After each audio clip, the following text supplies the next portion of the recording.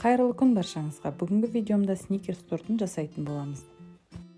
Бұл корждарды алдыңғы видеода пісіріп дайындап алдық. Бұл видеода мен қалай тортты жинайтынымды көрсететін боламын. Ал ендеше бастайық. Алдымен карамель дайындайтын боламын. Түбі қалың ыдысқа қантты салып, орташа отта ерітемін. Бөлек ыдыста 33% сливки мен сары майды бір ыдысқа салып, қысқа толқынды пеште немесе газда ысытып аламыз. Бірақ қайнатпаймыз.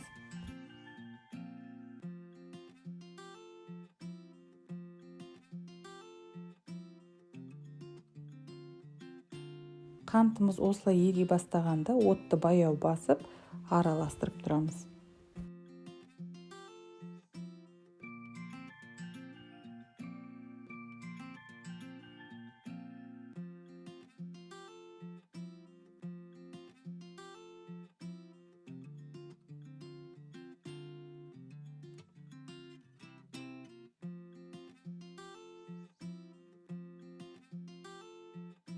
Қанттың түйіршіктері толық ерігенде газды өшіріп, ыстық сливки мен майды құйып, біркелкі болғанша араластырып тұрамыз.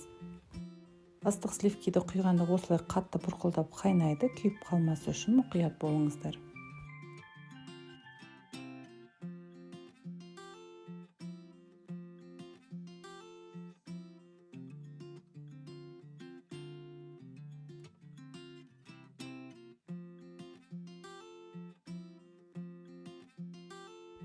Сәл суыған соң жер жаңғақты қосамыз. Карамеліміз дайын болды, бетін жауып шетке қоя тұрамыз.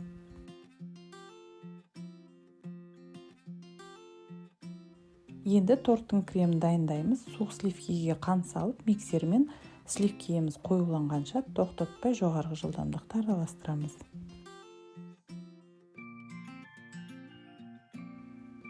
Енді сүзбені қосып, баяу жылдамдықта біркелкі болғанша араластырамыз.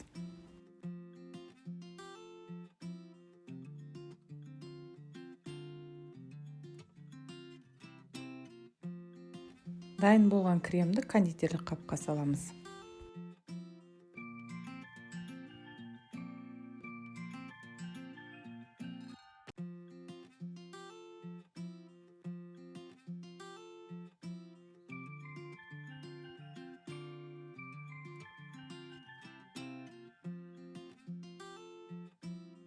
Келесі кезекте тортты жинаймыз.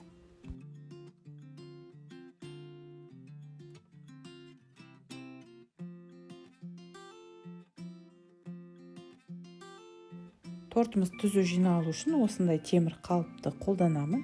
Ішіне ацетат пленкасын салып, тортты жинаймын.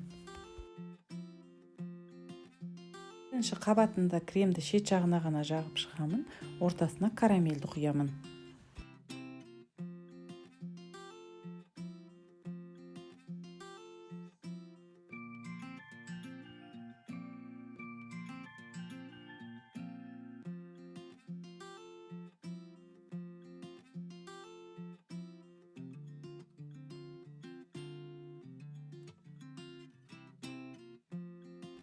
Енді екінші коржды саламыз.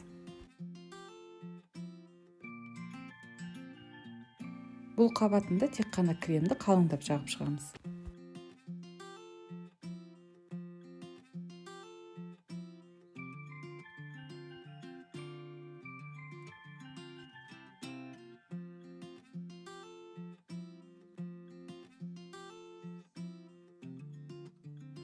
Үшінші қабатына крем жақпай, тоңазытқышқа 6-7 сағатқа бетін жауып қойып қоямыз.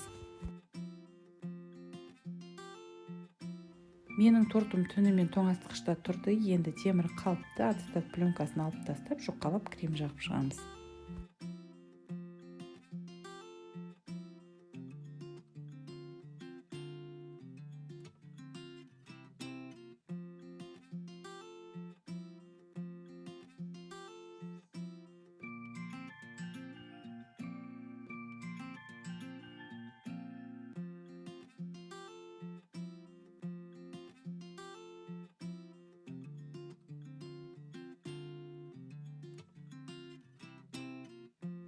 Кремімізді толықтай жағып шықтық, енді глазурь дайындаймыз.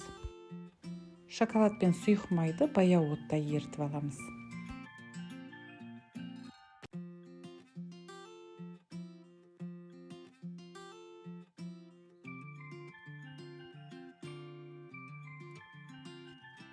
Еріген шоколадқа сәл суыған соң жер жаңғағын қосып біркелкі болғанша араластырып аламыз.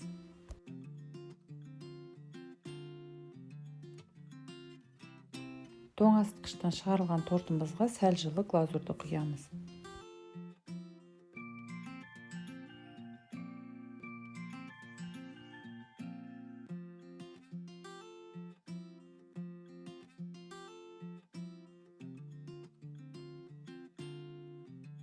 Шет жақтарын ағызып жағып шығамыз.